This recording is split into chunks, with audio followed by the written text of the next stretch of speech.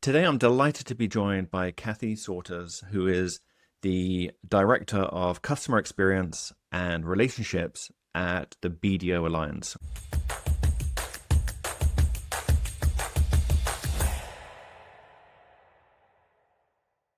Welcome, Kathy, and thank you for joining me today.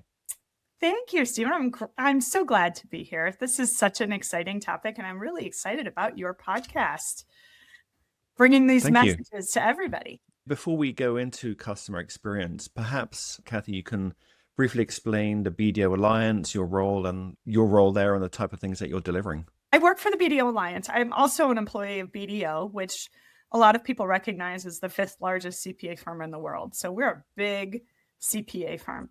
But my role in particular is focused on the alliance part of BDO, which is rather unique and possibly the first or one of the first in the profession, where BDO has an association of smaller CPA firms and advisory firms and providers that we get to work with. And these are firms that leverage what we have at BDO, that we collaborate with on a regular basis, that get to use some of our tools and resources. And so those are our clients. So when I think of client experience, I think of our members of the association. And so I get to work with literally hundreds of CPA firms across the country in the US on a daily basis, in addition to advisory providers, service providers, et cetera, that help our firms along the way. That gives you a little context on the Alliance. And my role here in particular is to help our members have the best experience possible. I'm the first person in this role, and I really have had a choose your own adventure experience here with it. Part of my role, my other hat that I like to put on at different times, is I'm a relationship director, and we are divided geographically by how we interact with our clients. For example, I work in New England, and the CPA firms in New England work directly with me. I'm their concierge to everything that we have. But in addition to that, and by far the larger part of my role, is just looking at the whole alliance and saying, what are we doing to be relevant?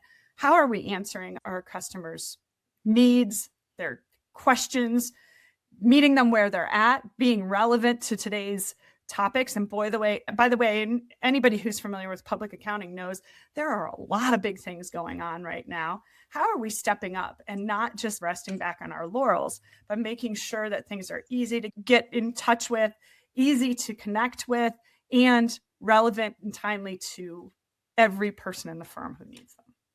I use relevant too much. Sorry, I think I did. No, it's great. It's a fantastic introduction so that we understand better what BDO Alliance and the role is. So how did you actually get into CX, Kathy? What was your journey?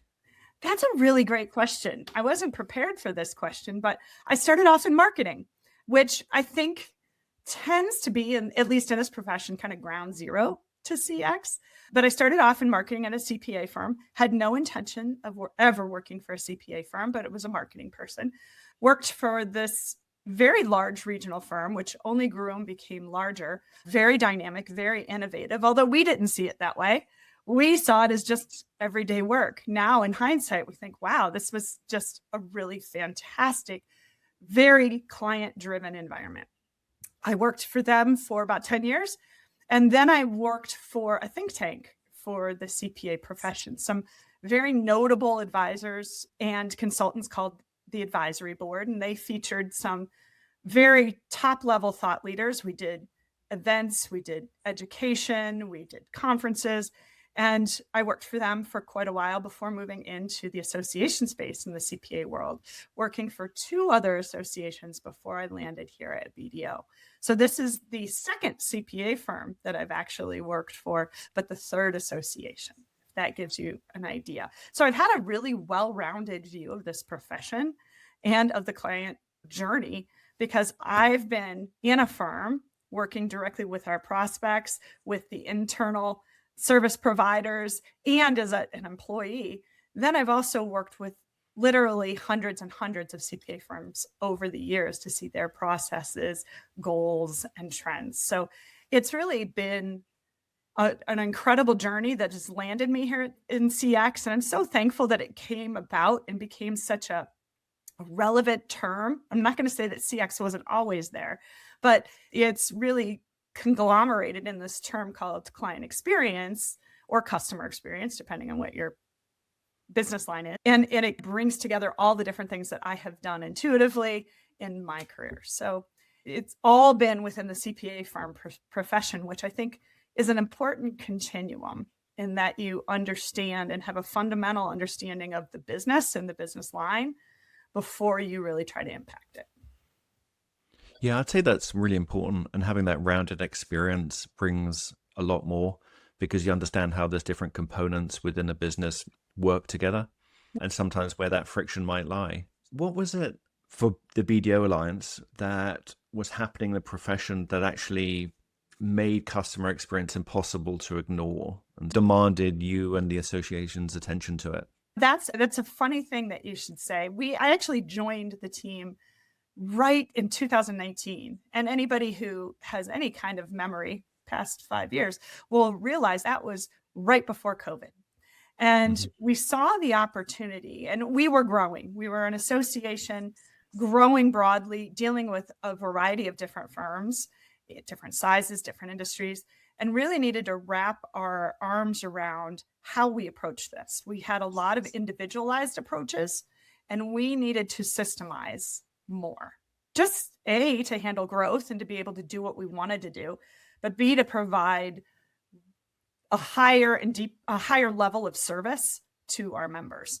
So me coming on was really looking across the board at what could we do to bring all the systems together and free up not only time of our hands-on relationship directors and people, but also be able to create a better environment for learning and growth and development and success of our members. So that was the premise. And then COVID happened.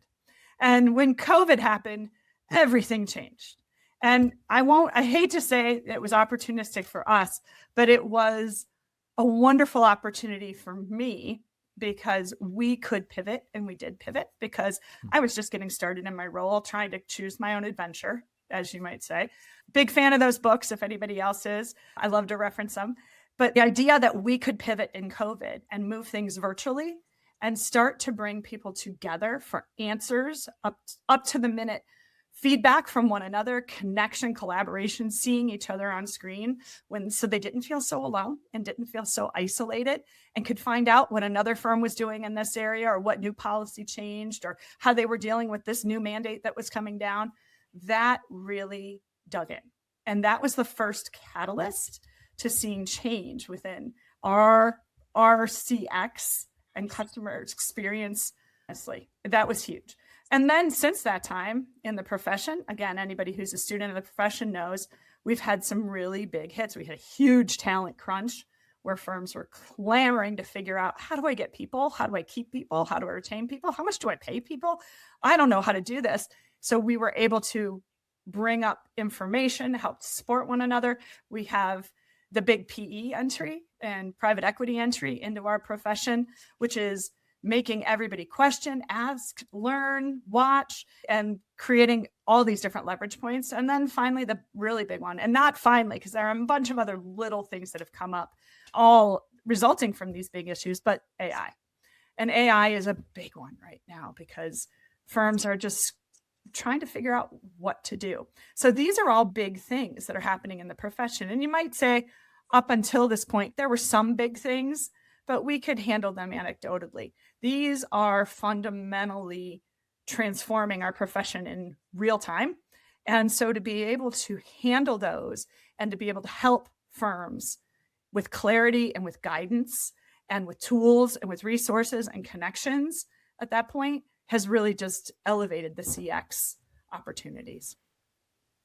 Was there something that maybe stood out or signaled? Obviously, these are big changes that are happening, but was there something that signaled to you that maybe something wasn't working and that's what really drove you to dig in deeper and really look for that kind of feedback?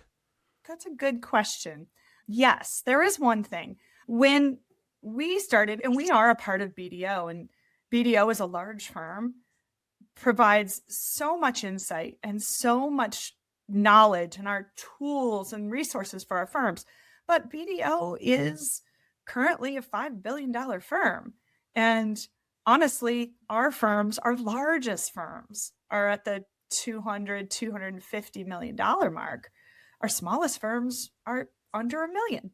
They can't relate to that. That it doesn't provide connection. It really doesn't provide the kind of real-time feedback that a lot of instances require. So the biggest thing when I came, I realized this. I realized there was a gap. BDO is talking up here, our firms needed here.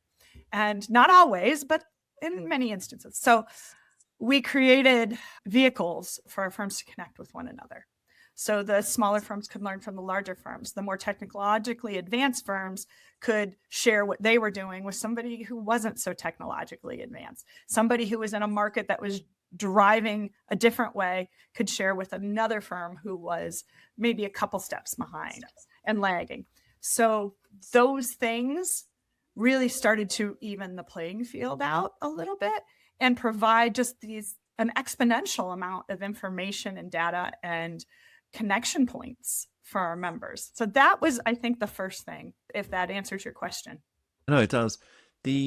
From some conversations that I've had, Kathy, one of the challenges is how do you get buy-in to launch one of these programs, right?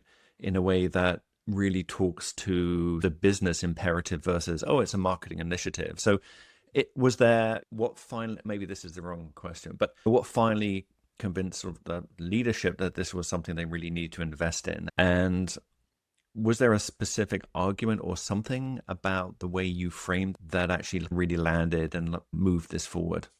It's funny, and I'll give you an honest answer, whether you want to use this or not. I'll tell you my honest answer. And that is, I think it was opportunistic in that I came to BDO and was interested in working with them. And at the time, BDO had internally as a firm, one of our drivers in our framework for our firm and strategic imperatives was client experience, namely. And that was something that we were following very closely as an alliance and trying to take BDO's, for lack of a better term, methodology into our alliance and uphold some of the tenets of our firm.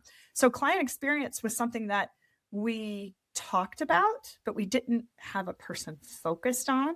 And I think me coming to BDO and reaching out to our leadership, Michael Horowitz, who is our executive director, saw that opportunity and said, let's align a role with this. Kathy would be good. Kathy, figure out what that is. I don't know what that's going to be. I don't know why we need it or where we need it, but let's figure that out.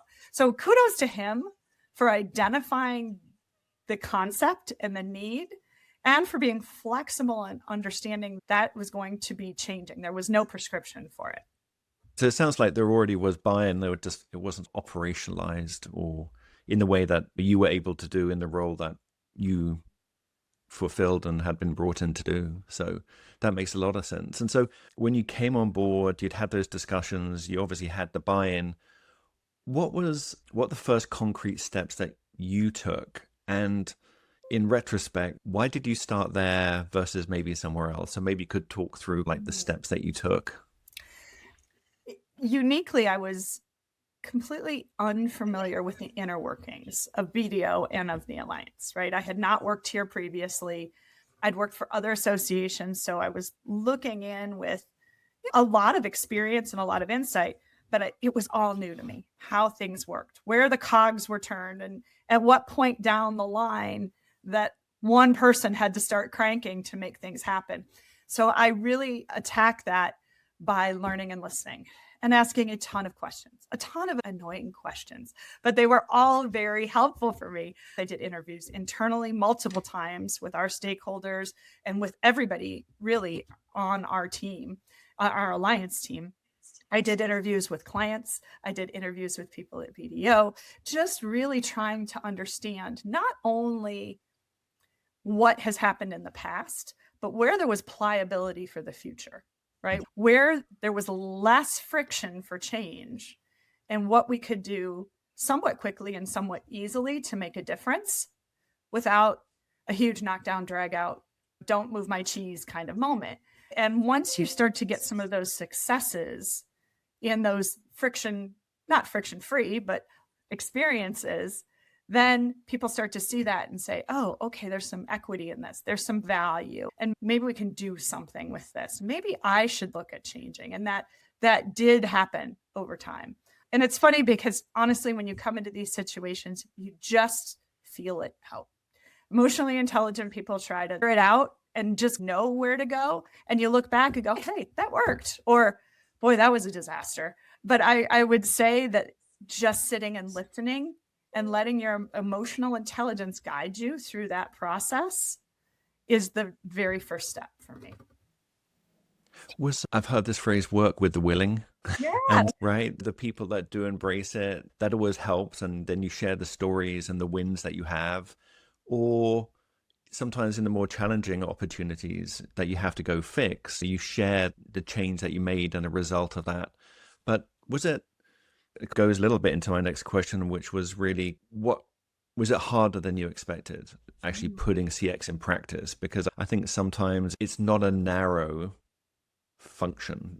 It crosses all functions. And I think sometimes people don't understand the impact that CX truly has on the whole company, not just on a person. Absolutely. Oh boy, I could probably answer this question for the next hour, but I'll start with the fact that people were afraid. And anybody coming in with a new role called client experience, people bristle because they're thinking, what is this? Is this person going to take over for me? They're going to take my job. I work in client service. I work in marketing. And who am I reporting to them? Am I not reporting to them? Where do they sit? What are they going to ask me to do? What are they going to ask me to change? I'm pretty good at this, but I don't know what they're supposed to be doing. I didn't know what I was supposed to be doing. And I didn't know what we were going to do, but people were suspicious. And I'm going to use that as a term as to what this all meant and where it was going. And so that was a bigger hurdle than I anticipated. Looking back, it's logical, right? And now I see it, but people were resistant. They were very resistant to change. And hello, anybody who works in the CPA realm, change is like number 20,762 on the list of things they want to do. So the whole process of bringing in somebody new who might do X that's unexplained is not very comfortable. So that was hard. And I had people who really maybe initially pushed back hard. And so also assimilating to a new team, part of the thing I recognized is I need to build relationships and I need to have advocates and people who trust me, right? And so you have to take a step back sometimes and you can't push. The other thing that you mentioned is that a lot of people thought, okay, here's your lane. You're going to send welcome emails to everybody and you'll send them their membership plaque or their letter from the managing partner. That's what you should do. That's great stuff. And that's where everybody thought it ended. And honestly, I would not still be here if that's where it was, because that is not really making an impact. True CX, and I can't emphasize this enough, needs to be aligned with operations. It needs to be aligned with every part of your process. Everything that ends up having any impact on your clients. And if you're in a professional services line of work, like accounting, like architecture, engineering, anything along those lines, even law and legal, everything has to do with the client. You're exposed in a lot of ways, and all your systems and services are out there for the clients to feel. So you have to be able to identify these things. And the hard part is having hard conversations, but constructive conversations with people and saying, okay, so how can we make this better? And how do we change it? And what do we do? It's not easy. And a lot of people don't like it, but you have to be a change agent. And I think change management is a very underrated role and skill set when you are in CX.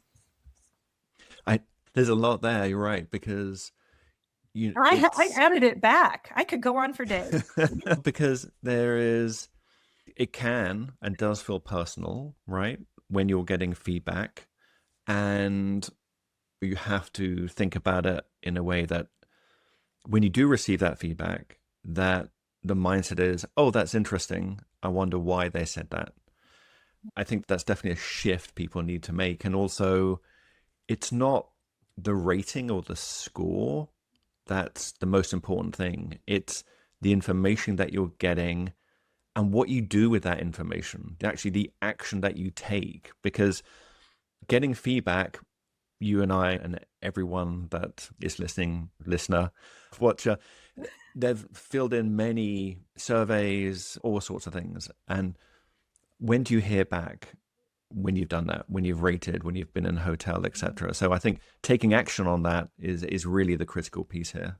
Well, you do have to look at who is answering the survey and why. What's the reason?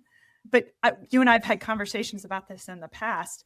It is wonderful. And I hesitate to say this, speaking to somebody who is with a tool that literally is about developing a numerical score, right? But on the other hand, that score is a wonderful entry point into where you're doing and a quick glimpse. But the meat of the whole meal is all the comments and the anecdotal information and the why behind it. And so if you don't ask open-ended questions, first of all, you are missing the boat. You are really missing the boat. I love open-ended questions, good, bad, ugly, fantastic, whatever it is. That is where you really start to learn. And then the other thing that you really need to do is be broad in who you ask. So many companies, and I've seen CPA firms make this mistake because they're so focused on the number. They ask a very select few people, and they ask very narrowly so that they'll get a good score, in essence. But that's not helping them with CX. That's not CX, by the way. That is 100% marketing. So if you're really interested in CX, you've got to open up what you do, survey a broader amount and a broader number, and invite as much feedback and make it as easy as possible for them to give you feedback. Also, and we also have said this too, you hit it on the head, talking to people. They'll put something in the notes or in a comment, follow up, ask them, have a conversation, get the background, get the ideas. And even if they say, oh, I didn't really mean to say that, or I was just having a bad day, there's a reason they put it. Dig in, ask further questions, ask them about different things at this time. Take the opportunity to always ask and pull it in and listen. It doesn't mean you have to solve every problem that day, but it does mean that those are all different data points that will lead to trends and things that you can change. If I might, there's something that we have talked about in the past, but I thought is really relevant. I've thought of it probably about 4 times today. And it is the difference between what we've always focused on in client service and the professional services realm, which every individual owns in your team. Like client service is everybody's business, right? I serve my clients, they're happy. And client experience, which is a broad thing across the whole firm. And it's really easy, myself included, to focus on that problem that somebody is emailing you about right now and to make that right for them. And we fall into these traps, and I'm going to work around the system and just make this right. So here you go. Wow. High five, win for the day. That is client service. But client experience is, oh, so this person had this issue and that person had this issue. And now I have a quorum. And how do I fix this across the board? How do I do the hard work, which is really what it is, to make sure that we don't have any more of these going forward? And that is, nobody likes to carry that flag, but that's really what the experience role, I think, is about. I think that's absolutely right. And it's a subtle shift, but it's actually huge. Yeah. Because to your point, you're actually able to solve a process. And when you, not out of a different realm, but you have to think about the whole experience end to end, not just one piece of it. So if I think about a hospital visit or a doctor visit, it isn't just the time you spend with the doctor. It's at a hospital. Can I find a parking space? Can I pay for it? Yeah. What's the waiting time like? What's the check-in? Are the restrooms clean? Then you have that experience, but then you have the checkout, the follow-up, there's that end to end, and how you feel about that is really how that brand shows up, Right. or that company and that firm shows up. It's very important that you hit on that it has to be everything. And of course that takes change management. It absolutely circles back to marketing, because I said that was the ground zero, right? Because that's your brand. But your brand is not just a logo and colors and your tagline. Your brand has to have a life, and it has to be executed. And so this is the execution of your brand. And most marketers, again, I am a marketer by heart, don't have the ability to influence that actual execution in the way they should or could. And I'm not saying that's their role, but somebody needs to look out for that execution, or else it's just a piece of clip art, some colors, and some words on a page. And so that's bringing that brand to life. Yeah, that's right. And you mentioned the numbers, and I said, oh, the numbers not important, but what you do about it, but also benchmarking is actually very helpful and useful for people. When you put out that first one, and maybe it's an NPS score, maybe it's a customer experience indicator, whatever that measurement might be, you want to see how you stack up against your peers, right? And potentially competition. You want that benchmark. That is true. And again, we're also competing somewhere on some level, whether it's within our firm in BDO to say, hey, look, we have a higher NPS score than all the other departments within BDO. You want to say that against CPA firms? We have a better NPS score against other associations or CPA firms. But I think, again, and I've seen roles that were only focused on the NPS, like somebody full time. And it's hard for me to fathom. All they did was run surveys and get numbers out of it.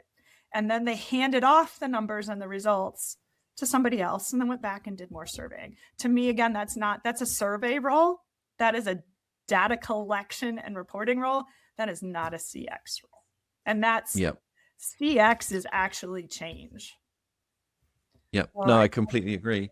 With the work that you've done now, Kathy, was there a specific client moment or maybe a project or a metric where you were like, actually, we're making progress, if it is paying off, and maybe a bit of an inflection point or a turning point? People aren't going to believe that you didn't give me a heads up on this question. We didn't talk about it in advance, but there was one very clear opportunity. Again, if public accounting at all, you know that client advisory services, client accounting and advisory services are hot. They're where everything is going. And those who aren't familiar, that is basically outsourced accounting, where you don't have your bookkeeping, your controller, whatever. You let an accounting firm do that. And they have all the books and do everything and have several sets of eyes on it for you. And it's a great service. It's a great service for clients. It's a fantastic service for a firm to get into for a myriad of reasons I won't dive into here, but it was really growing. And it's very tech enabled. So you see the AI trends and the staffing trends. You see how this is becoming favorable for CPA firms, right? So at about beginning of 2020, pre-COVID, we started hearing a lot about CAS and a lot about firms saying, I'm starting this. I'm starting basically a business in a business by myself, and I don't know what it should look like or what I should do. So that was one of the opportunities that I had to say, this is something we need to get into. I picked that up and we started our roundtables that we have and our groups around that, creating communities, creating resources, creating training. And that was the biggest inflection point, because what that group did is they all grabbed onto it. They were all looking for something and they were all looking for help. So that was where we could do a couple things in creating that roundtable group. And that's one of our initial and strongest, today's the largest group that we have. It provided a tremendous amount of value quickly and to people who really needed it, who wanted to engage. It also gave us the opportunity to listen to them immediately in real time, to hear everything that they were saying and thinking and what they needed and what we could do, and to be there and to deliver. And so that started a trend and rolled out. Now we have 80 different roundtable groups where in a variety of different areas. But that was really the first one where we got tremendous traction and need, and it just took off and had a mind of its own. And today we have so much available in that space for those providers and such a strong network of relationships that it is really helpful for me to look back and say, okay, this is the point. This was the inflection point that really got us going and proof of concept for a lot of what we're doing today. Yeah, that's pretty impressive. That's a lot of roundtables, and I only hear really good things about them. So But that's where yeah, it started, really. Our program, we used to have some that were very independently run, and to seize that collaboration opportunity was really where this role took off. And to be able to institute, there was nothing there, right? So less friction than normal, to be able to build that and have a success. And I put in a lot of the hard work initially to do it because I didn't have a lot of support and didn't have a lot of infrastructure, but I did that. And seeing people just being so grateful and thankful and positive and collaborative and really loving what we were doing gave us the jet fuel to continue to grow others. And I look at these groups, these various communities from a CX perspective, they're a humongous help for our member firms. They love reaching out to one another. They are such a tremendous resource for us as a team. And I don't mean this to sound creepy, but we can sit in and understand the client in ways that we never have before. We can understand them from a niche perspective. We can understand them from a role perspective. We can understand them from a departmental perspective. And we can hear and know what do they need, when they need it, how to help them, and do it in almost real time. It's unheard of. So that is really probably the strongest CX pillar that we have in our program. It seems to me that in itself would have a pretty big impact on the business itself from a thought leadership point of view, from other impacts to the business that you've seen from implementing the CX program that you're running. Yeah, it has. And it's almost to the point where, again, like everything, it's capacity. We have to figure out where we need growth and where we can get the same results as we grow. So we do want to make sure that we still provide a quality product, and we're trying to make sure that we grow intentionally with that.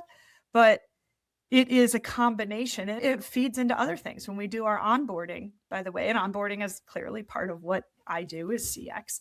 The roundtables are a big part of pulling people in and making them feel a part of things, making them feel a part of the community, making them feel heard and seen, and giving them content. It all works together in a really wonderful ecosystem. Yeah. Looking a little bit ahead, and I won't say 3 to 5 years, but with feels like the pace of change with AI today, it's hard to make predictions that far in the future. But what is you or your firm's sort of vision, maybe even just for the next 1 or 2 years, as it relates to customer experience? That's a really great question. And just like everything, I was sitting with a group of friends last night and we were saying, we feel so sad and torn for our college-age children right now who are trying to figure out what the world is going to be like in 4 years. It's also very difficult to predict what our profession is going to look like in 4 years. Something that hasn't changed in hundreds and hundreds of years is changing exponentially now. And although I tend to like change and I tend to roll with it, it is hard to plan. We all know that. I think if I were to pick something in general that I would like to set my sights on, it's strategic account management. I think that's really where we are going for CPA and professional services firms, is taking a look at each account holistically and bringing in different thought leadership and serving them where they're at and creating possibilities. Those are the things that are going to fight AI, and they're going to help us to combat competition. But to be able to have infrastructure to look at accounts like that and to bring in different perspectives, that's where I want to go. I don't want to be, and I feel like geography is becoming less and less relevant as we grow and as firms grow. So it will be interesting to see if we can not get rid of geography, but also transition to a different phase of thinking about accounts from a lot of different perspectives and handling them with the right care. I also think that CPA firms, if I'm going to switch a little bit, have this opportunity as well to have people who are not whoever the partner is that happened to sell the account be the lead, but to have professional people be the point people and have the firm own the relationship so that you can take that holistic approach with the client, not just Tom's client or John's client or Sarah's client. It will be the firm's client, and Tom and Sarah and John, was it John that I used? They will all, I forget already, but they will all be able to contribute as thought leaders, but nobody owns that. There's just a person who coordinates, just if that makes sense. So I think that is where we are going in being able to have an account management approach. I would love to do that within our association as well. We currently, on the CPA firm side, just to give you some context, we have 6 account managers who are regional. So they're by geography, not by well-rounded. We don't all go in on one area. And we have, I believe, 5 or 6 that are specific to our advisory side. So that is a lot of people and it's great, but we're not collaborating the way I would like to for the best product. Got it. I do like that prediction. Opportunity. Yeah, I do like that thought of a firm owned. I think there's a lot of advantages that come with that. So that's super insightful. Yeah. With your sort of mentor, I've done this for a while, CX hat on, for firms or would-be practitioners just starting on their CX journey, what's maybe the one thing or 3, I don't have to limit you, but what would you tell them what not to skip? And if they did skip it, why that would perhaps hurt them so much? So maybe there's 1 to 3 things that you'd say, start here, don't skip this. I would say don't skip the learning phase and the exploration phase. That is really important. And I would also say don't discount. So don't skimp on gathering information. And I'm not saying data, but insights from people, from humans. Inherently, again, professional services is still a human-based role and profession. I think that ignoring humans to just look at process and just look at technology is a mistake. You need to understand everybody. We still all have emotions, and emotions still come into play no matter what, even with technology. So you need to maneuver with that. This is, again, a change management role, a relationship-based role. You need to have those kind of connections, and you need to understand where people are at. The other thing I would say don't skip talking to people internally. I might argue, gosh, and this could be a little bit controversial. I might argue that your role is 70% internal and 30% external. And because you are looking at how to change things and make them work in the firm for your clients. You have to listen to the clients. You have to have great opportunities to hear and pull that in. But the majority of your work and the heavy lifting is internal. So you need to make sure that you connect with those people internally that are going to make the changes that need to be done.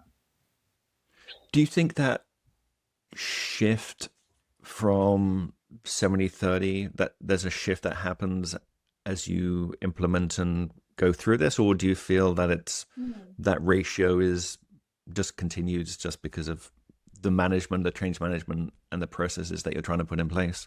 It's a continuum, right? It's going to change because initially people don't want you to change them, right? You have to be externally facing at first to get a lot of that information, the insight, to set yourself up to receive that feedback that helps you to implement change. And you also need, by the way, a real reason and some empirical data to say, this is why we're going to go through this pain, by the way. So here you go. So I think you're right. It does start off heavy on the client side and small on the internal side, but over time it shifts. At least for me, it has. And again, it all depends on your role and what you're charged with. I think too many CX roles at this point in time sell themselves short, and people are asked to do things like send welcome packets and, do onboarding presentations, which are nice, and PowerPoints. But what really ends up happening after you get all that done, you say, now what? And you need to dive into our data is a mess in our billing process, and we're not flowing. We're asking the people to fill out the same form 7 times. That's ridiculous. So how do we flow this data from point A to point, M easily? So that's a whole other discussion, right? A whole other skill set, but you need to be able to influence and make those changes. It's hard. Yep. Yeah, it's been fascinating, Kathy. Your insights have been great. I think you're just being kind, but thank you. No, oh no, you've touched on the importance of that human connection and not losing that. And I think you need a balance of qualitative and quantitative data. There are powerful AI tools out there, but I think they shouldn't be replacing, they should be augmenting and helping to improve, deepen relationships and trust, versus taking that away by just putting agents in front of people. So that human connection, I think, is incredibly important. And you touched on that. Stephen, it's interesting that you say this, because I put together our trends that we see in our alliance and with our members. And we have 250 CPA firms that we work with. So it's a pretty good sample size. I put together a short list of trends every spring that when we go out after the 15th, because nothing happens in the year before April 15th, after the 15th, I'm just kidding, but we are respectful of deadlines. We go out and visit with our firms and say, hey, here's what we see is happening. This is what's going on. Let's have conversations around this. One of the things that I've called out, I called it out last year, but I'm really honing in on it this year, is client experience. And one of the reasons why client experience is such an important thing is AI. AI is not only evening the playing field around quality and outputs and those kinds of things. So pricing, somebody can come in and undercut you, and they're using the same AI tools you are. Additionally, AI itself is becoming a competitor because there are solutions and software that you can put in to do some of these things. But your critical differentiator amongst your peer group and your competitors is the relationship side and the brand that you have. And if you're not putting enough into developing those things, again, across the board consistently, then you're going to lose this race.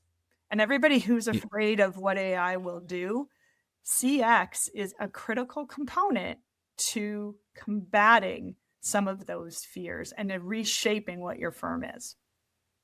I think it's a competitive advantage. I really do, because people make claims about having the best customer service, client service, but actually say that. Right. Through that CX program, you're actually putting that out there from the very inception of that relationship, and showing that the voice of the customer, the feedback, that you're going to hear what they say and take action on what you've heard, is proof that you're very invested in that relationship.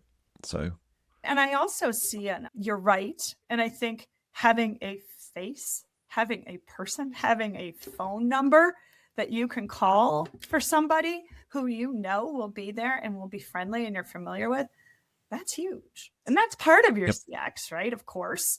I'm also seeing a great trend that I love. It's been there for a long time, but I'm seeing it bloom in different ways, is service line customer facing professionals. And sometimes we call them paraprofessionals, sometimes they're even up to a manager level, but they're people in service lines that know the drill, that are workflow people, but they also interface with the clients. They call the clients and are the go-to for, hey, could you get your information in? Or we have a question, or, hey, you need some help. Let me walk you through how to use that portal that we sent you. So they're that, but they also deal with all the workflow issues and all the client issues so that they can start to, again, reduce friction, because they see the trends and it all comes through them. And they have a vantage point that, oh, this is not an anomaly. This is not just one issue that I'm going to solve and then walk away. But I've had 25 people this month ask this. So let's look at how we can change it.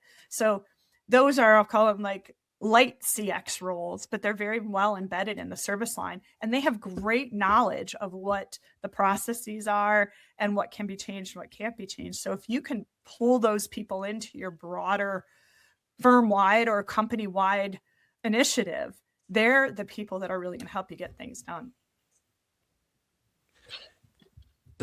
Is there anything that I haven't asked Kathy that you'd like to bring up? I know we've covered a lot in Was this too formal? so far. Was I too formal?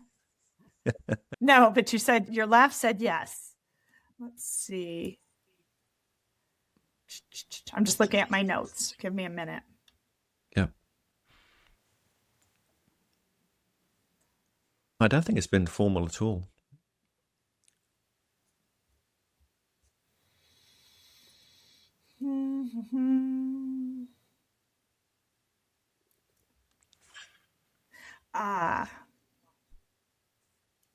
Okay.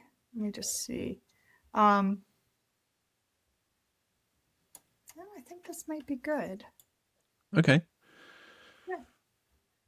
Then what I'll do is I'll wrap it up, and then Is there anything in else some way. that we've talked about that would be helpful? No, you touched on it. I was going to ask about the client services versus client experience partner.